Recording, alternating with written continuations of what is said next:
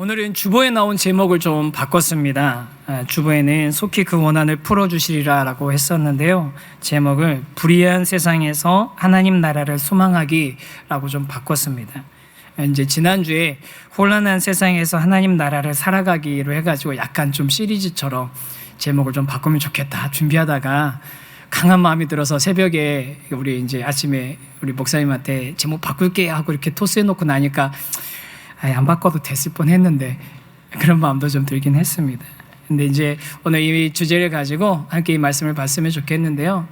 내용은 너무 잘 아시는 말씀이에요. 두 가지 예수님의 비유잖아요. 하나는 불의한 재판관의 비유, 하나는 바리새인과 세리의 기도에 관한 이제 비유이십니다. 이 두 가지 이 말씀을 우리가 각각으로도 우리가 교훈을 우리가 얻고 각각에 있는 말씀의 의미도 알아가는 것도 좋지만 전에도 한번 말씀드린 것처럼 누가복음이 성경에서 샌드위치 구조 기억하시나요? 의도적으로 이야기하고 이야기 사이에 다른 주제를 집어넣어가지고 하나가 한 세트가 되게 만드는 그런 식의 구조로 성경을 기록한 그 특색이 있는 분이 바로 누가입니다. 오늘 이야기도 그렇거든요. 17장에서부터 이어지며 앞에 이야기하고 뒤 이야기도 또 기도라는 같은 주제를 가지고 연결되어 있는 그런 내용입니다. 그래서 오늘 좀 이렇게 같이 조금 더 이렇게 여러 이야기들을 함께 같이 보면서 좀 생각해 봤으면 좋겠는데요. 첫 번째 이야기인 불의한 재판관의 이야기는 우리가 잘 아는 이야기, 많이 설교 들었던 말씀입니다. 낙심하지 않고 간청하는 기도에 대해서 이렇게 많이 이 본문으로 설명을 했고요. 또 끈질기게 기도를 하면 불의한 재판관이라도 들어주시는데 하물며 하나님께서 안 들어주시겠느냐라는 이런 식으로 포기하지 않는 기도에 대한 말씀으로 많이 설교를 했습니다. 저도 그렇게 설교를 몇 번 했던 것 같아요. 맞는 말씀이기도 한데요. 그런데 곰곰이 좀 생각해 보면 그냥 이 말씀을 딱 그렇게만 이해하면 뭔가 좀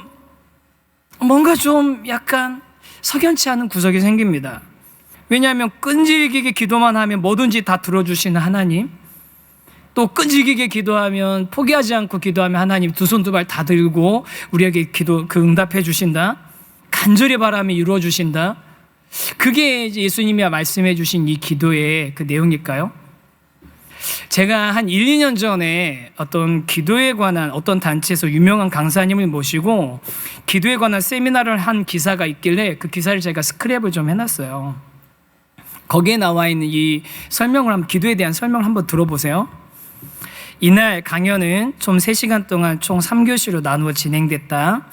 1, 2교시는 기도의 정의와 기도의 진정한 의미를 알아보고 3교시는 기도의 올바른 방법을 살펴보고 질의응답을 나누는 시간으로 구성됐다. 그러면서 기사가 쭉 이어지면서 강사가 한 기도에 대한 내용을 설명하는 거예요. 이래요. 기도란 절대적인 존재에게 간절히 바라는 무언가를 이루어지게 해달라고 비는 것이라고 정의하며 구체적으로 무엇을 바라고 어떻게 성취하느냐에 따라 기도의 여러 가지 특징이 나타난다라고 이 강사는 말했다.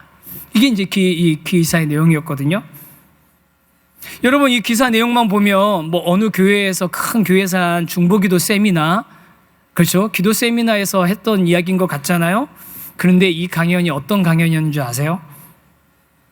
기도와 연불, 기도의 가치와 올바른 기도법. 불교 방송에서 유명한 프로그램 진행자인 광우스님을 모시고 한 불교의 기도 세미나였습니다. 광우스님, 이름이 조금 이상하긴 하네. 광우스님을 모시고 한 불교 세미나예요. 불교의 기도 세미나예요. 여러분, 아니 이 불교에서 말하는 기도나 만약에 이 본문을 그냥 끈질기게 간청하면서 절대자에게 우리가 원하는 것을 간절히 바라는 것을 이루어지게 하는 것이 기도다라고만 이 말씀을 이해하고 끝나면 그 불교의 기도나 기독교의 기도나 다를 게 뭐가 있습니까? 뭐가 다르나요? 다를 게 하나도 없는 거죠. 아니 그렇게 치면요, 여러 종교들 중에요 보편화된 약간 건전한 그런 종교 중에는 기도가 제일 약한 종교예요.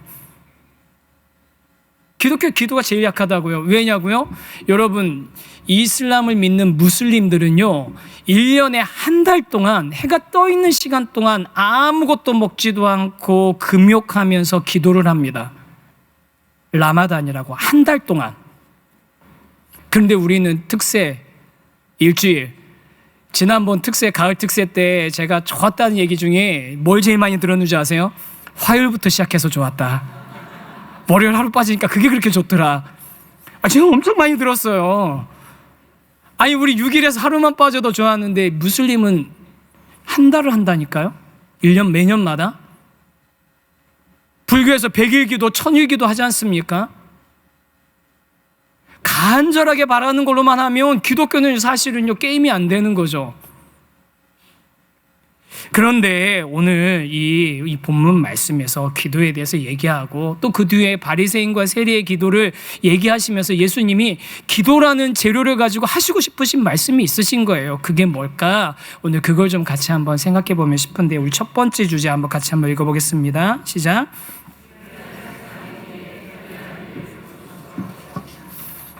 우리가 불의한 세상에서 불의한 일을 겪을 수밖에 없는 구조 안에 있다는 겁니다. 첫 번째 비유에 나오는 사람은 불의한 재판관이 나온다고 되어 있어요. 불의한 재판관이라고 나옵니다.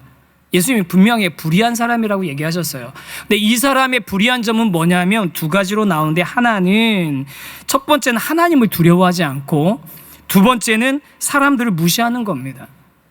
이거를 불의하다고 표현하고 있는 거예요. 하나님을 두려워하지 않고 사람들을 무시하는. 그런데 이런 불의한 재판장에게 한 과부가 찾아옵니다. 과부가 찾아와서 하는 얘기가 이제 3절에 나와 있는데, 이것도 한 번만 더 다시 읽어볼까요? 시작. 그 도시에 한 과부가 있어 자주 그에게 가서 내 원수에 대한 나의 원한을 풀어주소서 하되. 한 과부가 와서 이 재판관, 불의한 재판관에게 자신의 상황에 이제 뭔가 도움을 받으려고 하는 거죠. 그런데 이 과부가 직접 재판관을 찾아온 거 보면 남편이 없으니까 그렇겠지라고 생각하지만, 사실은 남편이 없으면 누가 와야 될까요? 아들이 와야죠. 근데 아들도 없는 거예요. 아들이 없으면 주변에 유력한 이런 일들을 좀 도와줄 수 있는 남자들이 누가 와야 되는데, 그런 사람도 없는 상태인 겁니다. 정말 진짜 누구 하나 기댈 데 없는 그런, 정말 좀 약간 어려운 형편에 있는 그런 상황인 거죠, 이 과부는. 근데 이 과부가 한 말에 좀 주의해야 될 게, 주목해야 될 게 있는데요. 뭐냐면 이 불의한 재판관에게 와서 자신의 원수에 대한 원한을 풀어달라고 요청을 하는 겁니다. 그래서 이제 그 원수라는 단어를 찾아보니까 성경에 뭐라냐면요, 고소하는 사람, 대적하는 사람, 특히 나쁜 의도로 공격하려는 그런 적을 의미하는 단어가 원수였습니다. 그런 이런 나쁜 의도를 가지고 이 과부를 공격하고 과부에게 해를 끼치려는 어떤 사람이 있었다는 거예요. 그런데 그 사람에 의해서, 그런 세력에 의해서, 사람에 의해서 과부가 억울한 일을 당했는데, 이 억울한 일이 그냥 개인적인 그냥 어려움이 아니에요. 뭐냐면 원한을 풀어주다라는 단어가 단순히 개인의 문제를 해결해 달라는 게 아니라 정의를 바로 세워달라라는 그런 단어인 겁니다. 과부가 불의한 재판관에게 와서 나에게 의도적으로 나를 공격하려는, 나에게 해를 끼치려는 사람이 있는데, 그 사람이 정의롭지 않게 불의를 지금 행하고 있다라는 거예요.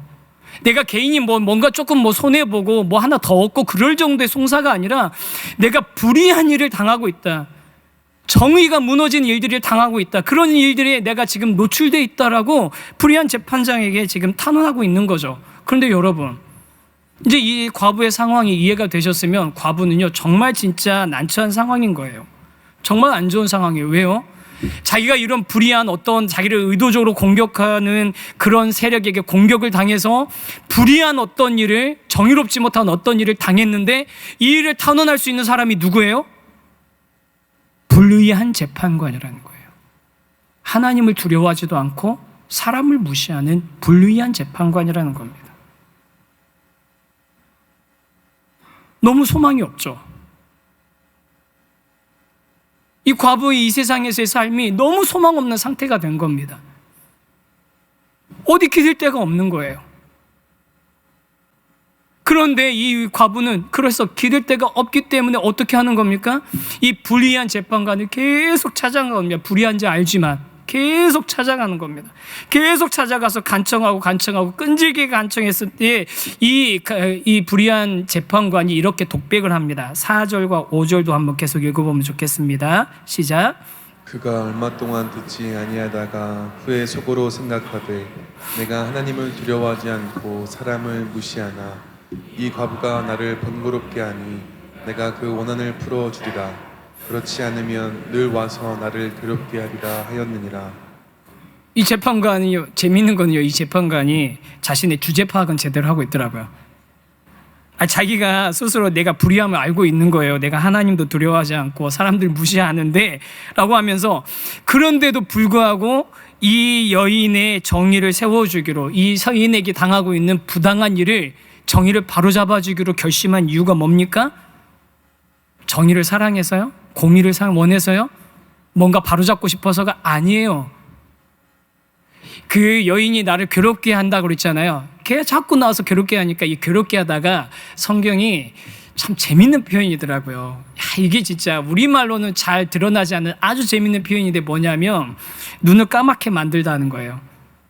눈탱이에 멍이 들게 만든다는. 진짜예요. 이게 제가 만드는 얘기가, 이 원어가 괴롭게 하다가 눈탱이에 멍이 들게 만든다는 뜻이거든요. 그러니까 이 불의한 재판관이, 내가 이 여인 때문에 내가 창피당할 것 같다는 거예요. 이 과부 때문에, 이 여인 때문에 창피당할 것 같으니까, 그래서 순전히 자기 자신이 창피당하고 싶지 않아서, 그래서 이 여인의 부탁을 들어준다라고 한 겁니다. 그런데 예수님께서는 불의한 재판관도 자신의 불의한 세상 가운데서, 이 불의한 재판관이 자신의 그 이익을 위해서, 자신을 위해서 그런 결정을 내렸는데, 그런데 걱정하지 말라고. 불의한 세상의 불의한 재판관은 그렇게 이를 결정을 하지만, 하물며 하나님, 하늘에 계신 하나님은 이 불의한 재판관과는 비교할 수도 없는 공의로운 분이셔서 우리의 억울함을 아시고 불의한 세상에서 고통당하고 괴로워하는 너희를 그냥 내버려 두지 않으시고 반드시 정의를 바로 세우시고 회복시키시는 하나님이라고 말씀하고 계시는 겁니다. 사랑하는 성도 여러분, 우리가 낙심하지 말고 기도해야 되는 이유는 뭐냐면, 우리 하나님이 바로 그런 불의한 재판과는 비교할 수도 없는, 전혀 다르신, 완전 딴판이신, 공의로우신, 의로우신 하나님, 모든 불의를 바로 세우실 그런 하나님이시기 때문에 우리가 낙심하지 말고 기도해야 된다라고 예수님께서 우리에게 알려주신 겁니다. 그러니까 이 기도에 대한 말씀은요, 그냥 무조건 열심히 끈질기게 기도해라가 아니라, 공의로우신 하나님을 믿고 그 하나님께서 마침내 그 공의를 이루실 날이 올 것이라는 것을 소망하면서 낙심하지 말고 기도하라는 말씀인 겁니다. 이 자리에 계신 우리 귀한 성도 여러분, 우리는 불의한 세대를 살아가고 있습니다. 불의한 시대를 살아가면서 우리 주변에 너무나 많은 불의한 사람들을 만날 때들이 있습니다. 그래서 낙심할 때도 있고요, 기도할 힘조차 없는 그런 상황들을 우리가 맞닥뜨릴 때도 얼마나 많습니까? 하나님을 두려워하지도 않고 사람을 무시하는 사람들이 얼마나 주변에 많습니까?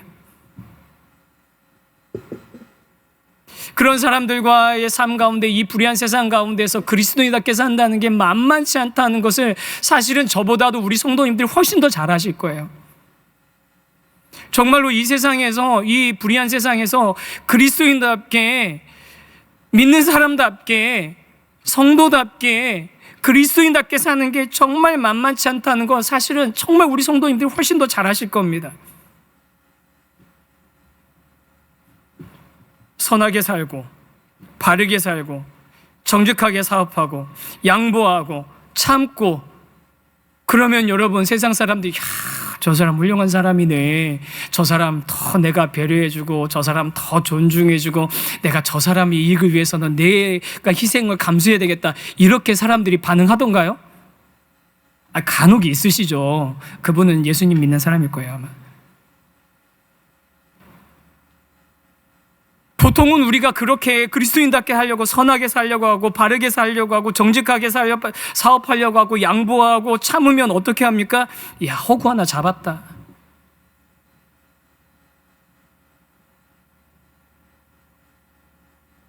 호구로 생각하죠. 이런 불의한 세대를 우리가 살아가고 있는 겁니다. 하나님을 두려워하지 않고 사람들을 무시하는 사람. 개인의 문제일 수도 있지만 아니 이 시대 전체의 문제인 겁니다. 남이 어떻게 되든 말든 내가 제일 중요하고 내가 제일 소중하고 다른 사람의 인격이나 감정, 존엄성을 생각하지도 않고 자신의 감정이 제일 중요하다고 생각하고 하나님을 의식하지 않고 오로지 나의 이익과 나의 만족, 내 감정만에 집중해서 살아가는 사람들로 가득 차 있는 세상 아닙니까? 그런 세상인데 그런 세상에서 내가 그리스도인답게 살아보려고 하면 우리는 속수무책으로 당할 수밖에 없는 경우가 너무나 많은 거죠.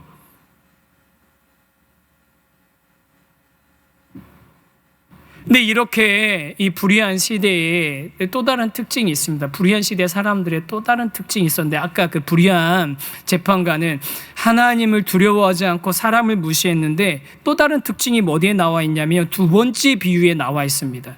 두 번째 비유 9절에 한번 읽어볼까요? 시작. 또 자기를 의롭다고 믿고 다른 사람을 멸시하는 자들에게 이 비유로 말씀하시되 또 자기를 의롭다고 믿고 다른 사람을 멸시하는 자들에게 이 비유를 말씀하셨다. 아까 불의한 재판관은 하나님을 두려워하지 않고 사람을 무시했는데 다른 사람, 자기를 의롭다고 믿고 다른 사람을 멸시하는 자들이 또 있다는 거예요. 그러면서 바리새인과 세리의 이 기도의 모습을 얘기해 주십니다. 잘 아시는 것처럼 바리새인들은 와가지고 막 이렇게 얘기하는 거죠.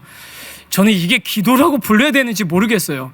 이걸 기도라고 불러야 되는지 모르겠는데 어쨌든 바리새인이 성전에 와가지고 이렇게 얘기합니다. 자기의 종교적인 행위들을 막 자랑하는 거예요. 토색하지 않았고 불의하지 않았고 간음하지 않았고 일주일에 2번씩 금식했고 소득의 11조를 다 따박따박 드렸고 그리고 결정적으로 저는 저 세리하고는 같지 않습니다. 근데 저 세리와 같지 않은 거 하나님께 감사합니다라고 얘기하는 겁니다. 이 여러분 이 바리새인의 당당하고 뻣뻣한 이 태도가 아까 그 불의한 재판관하고 비슷한 것 아닙니까? 하나님을 두려워하지 않고 사람을 무시하는 그 불의한 재판장의 다른 모습인 거죠. 이 바리새인의 모습이. 그리고 이 바리새인과 불의한 재판관의 모습이 누구의 모습과 닮았습니까? 누가복음 15장에 나와 있는 첫째 아들의 모습과 닮아 있는 겁니다.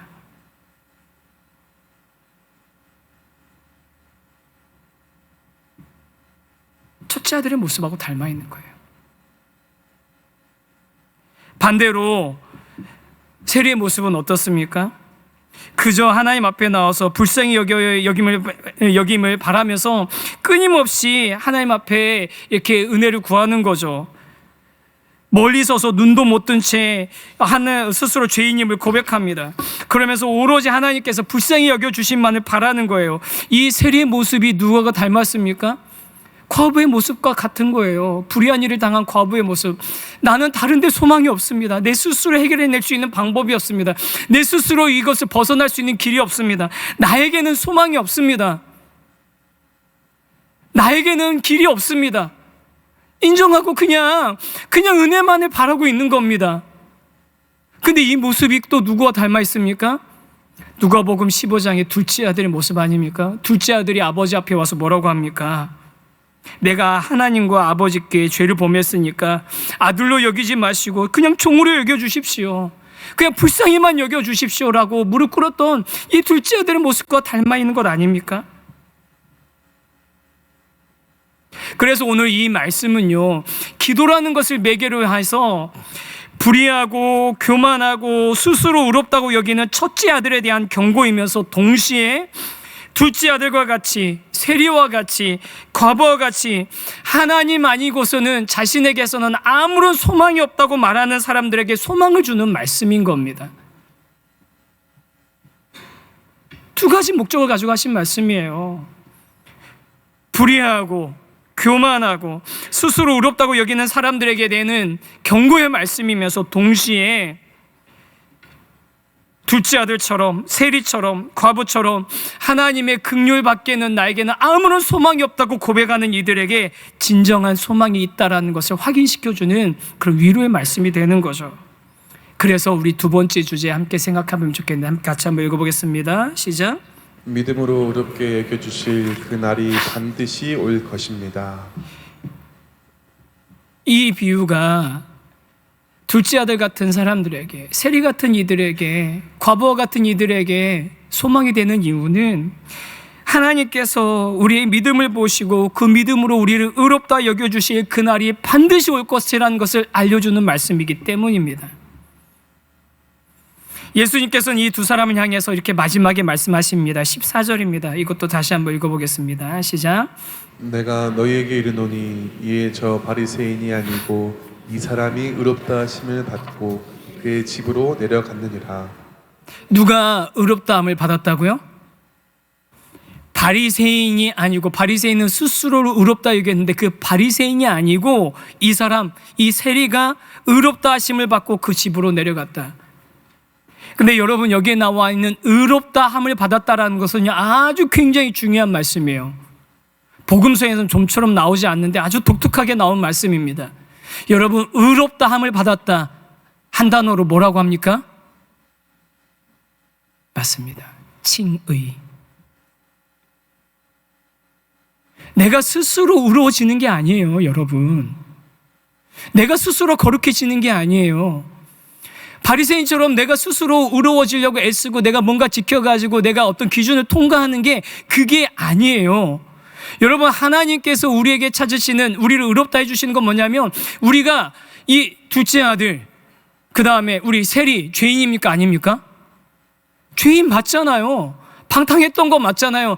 죄인이고 방탕한 건 맞는데 나에게는 이제는 그런 내 이 상태를 스스로 돌이키고 스스로 회복할 수 있는 길이 없으니까 오로지 하나님의 은혜와 긍휼을 바랄 뿐이고 나에게 소망이 없다라고 고백하는 그 사람, 그걸 가리켜서 우리는 성경에서 뭐라고 얘기하는 겁니까? 나에게는 소망이 없고 오직 하나님께만 소망이 있습니다 말하는 것을 그걸 뭐라고 하는 거죠? 하나님만 바라보는 것을? 그걸 믿음이라고 하는 겁니다. 그게 믿음인 거예요. 그리고 이런 믿음을 가지고 하나님을 바라보는 사람을 하나님께서 어떻게 여겨주신다고요? 의롭게 여겨주신다는 겁니다. 칭의. 믿음으로 의롭다함을 얻는 겁니다. 여러분, 우리가 신앙생활 하면서 큰 착각에서 빠져나가야 되는 게 뭐냐? 내가 노력해서 의롭다함을 받는 거 아니라는 거예요. 내가 애써서 기준을 통과하는 게 아니라는 거예요. 나는 자격이 없는데, 나는 스스로 벗어날 수 있는 능력이 없는데, 나는 소망이 없는데, 그런 나를 내가 내 능력이 없음을 인정하고 하나님만 바라볼 때, 진정한 소망 되시는 예수님만 바라볼 때 그것을 믿음으로 여겨주시고, 그런 저희들을 이 믿음을 보시고 어떻게 해주신다고요?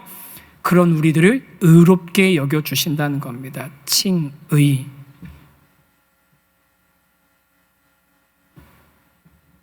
이게 우리의 믿음에 있어서 굉장히 중요한 겁니다. 다른 종교와 기독교가 다른 차이가 있는 게, 본질적인 차이가 바로 여기서 나오는 겁니다.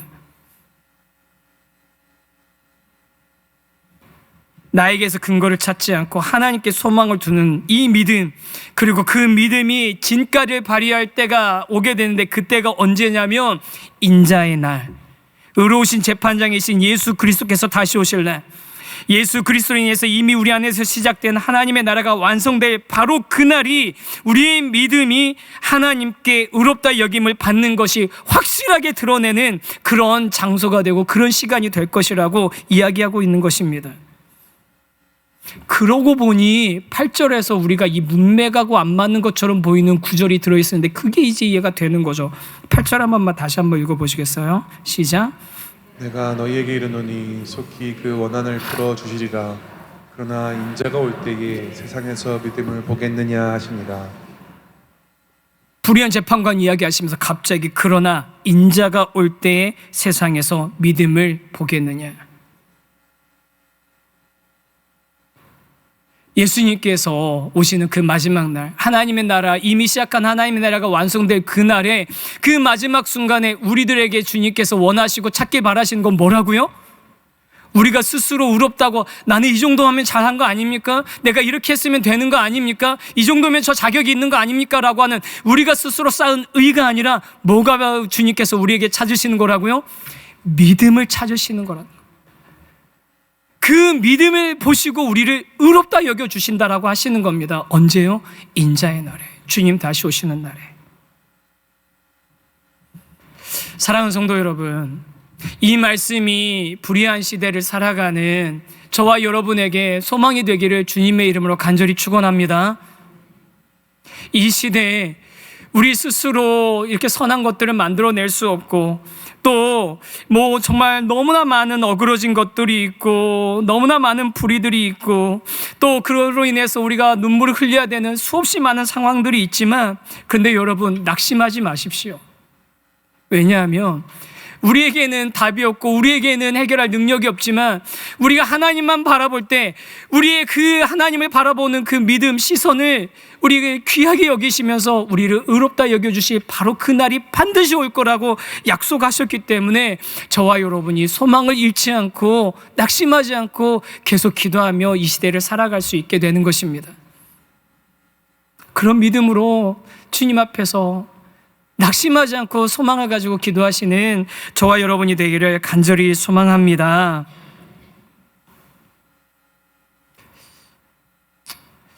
우리 성도님들의 삶을 이렇게 들여다보면 참 눈물이 많습니다. 아픔도 많고요. 어떤 분은 오랫동안 같은 기도의 제목을 가지고 기도를 하고 있는데 하나님이 들어주시지 않으셔서 이제는 기도를 해야 되는지 말아야 되는지도 모르겠고, 기도가 의미 있는지도 모르겠다고 해서 그렇게 답답해 하시는 분들도 여러 분 계세요. 또 나의 이 작은 힘으로는 내가 속해 있는 이 악한 구조나 이 세상을 어떻게 할 수 없어서 그 안에서 무기력하게 괴로워하고 있는 우리 성도님들도 계십니다. 근데 그런 우리 상황에 있는 귀한 성도 여러분, 이 불의한 세상 가운데에서 저와 여러분이 낙심하지 않아야 될 것은, 여러분, 우리 주님 오셔서 저와 여러분의 눈물을 닦아주시고 모든 불의한 것을 바로잡으시고 진정한 공의를 세우시며 온전한 하나님의 나라를 이루실 날이 반드시 올 것을 우리가 확신하며 소망을 잃지 않고 나가는 저와 여러분이 되기를 간절히 소망합니다. 요한계시록 8장에 보면 지난 중보기도 종강 모임 때 나눴던 말씀인데요, 아주 독특한 말씀이 있습니다. 이 세상의 마지막 때를 가리키는, 때에 일어날 일들을 가리키는 그 요한계시록의 여러 기록 중에요, 아주 독특한 장면이 있어요. 천사가 금 향로를 하나를 들고서 그 향로에 있는 향을 담아가지고 하나님께 올라가는 그런 장면이 있어요. 보좌 앞으로 가는 장면이 있어요. 그런데 성경에는 그 금 향로에 담겨있는 게 뭐라고 했는지 아십니까? 이는 성도의 기도라. 눈물 가득한 세상, 불의로 가득한 세상에서 우리의 기도가 없어져 버리고 사라져 버린 것 같은, 도저히 이 모든 문제가 해결되지 않을 것 같은 그런 상황 가운데 우리가 낙심이 될 수 있는데, 여러분 낙심하지 말라고 알려주시는 겁니다. 우리의 기도가 하나도 어디로 떨어지지 않고 그 향로에 차곡차곡 담겨서 하나님께 올려드려지게 되고, 이 기도가 주님 마지막 오시는 그 순간에 온전히 이루어지는, 하나님 안에서 진정한 공의가 이루어지는 날이 반드시 올 것을 소망하면서 살아가라고 주님 우리에게 약속해 주셨다는 것을 우리 성도님들 기억하시기를 바랍니다. 우리 귀한 성도 여러분, 우리가 이 세상 가운데서 많은 낙심할 이유들도 있지만 시선을 바꿔서 우리 정말 진정한 소망 되시는 하나님을 바라보면요, 반대로 찬송할 이유는 더 많다는 것을 우리 알게 되실 거예요. 지난 1년 동안 우리 걸어오는 과정 가운데 힘들고 어려운 순간들 많았지만 시선을 바꿔서 우리 진정한 소망 되시는 하나님만 바라보면 아픔과 눈물보다 찬양할 이유가 훨씬 더 많다라는, 감사할 이유가 훨씬 많다는, 그리고 우리가 올려드렸던 그 기도 중 하나도 땅에 떨어지지 않고 그 금향로에 차곡차곡 쌓여 있음을 확신하며 담대하게 기도할 수 있는 저와 여러분이 될 줄 믿습니다. 그런 믿음을 가지고 이 불의한 세상, 곤란한 세상 가운데 방향 잃지 않고, 당장 내 삶 가운데서 어떤 일들이, 당장 내 삶 가운데서 내가 기대한 일들이 일어나지 않더라도 낙심하지 않고 주님이 반드시 이루실 그날을 향하여서 담대히 한 걸음씩 내디뎌가는 저와 여러분이 되기를 간절히 소망합니다.